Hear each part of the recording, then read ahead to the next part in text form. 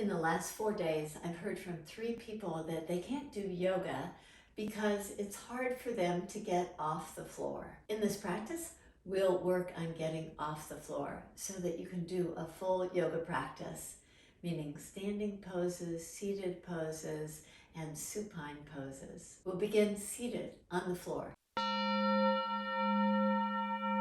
If you've fallen or if you're recovering from an injury and getting on the floor is really challenging, typically it's easier to get on the floor than off the floor.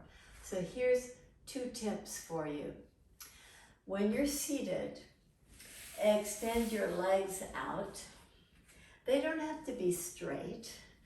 Bend one knee. Roll over to the bent-kneed side and place your hands down and make your way to all fours position. In all fours position, have your feet nice and wide apart with your toes tucked under. Lift your knees up off the floor. Walk your hands to your feet. Place your hands right at your knees and rise up. That's one technique.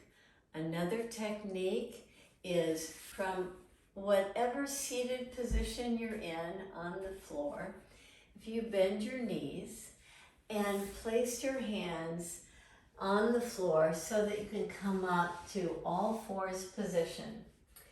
I've heard many people say, oh, you have to have a ledge near you, which is, of course, beneficial, but not completely necessary. If you step 1 foot toward your hand, walk your hands away from that foot, spread your fingers, and now turn in the opposite direction. You can come up, walk your hands toward your feet, bend your knees, and rise up. Those are 2 simple ways to get off the floor.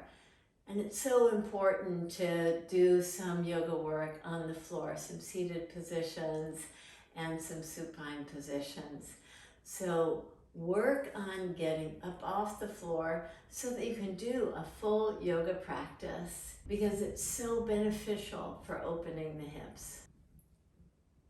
Namaste.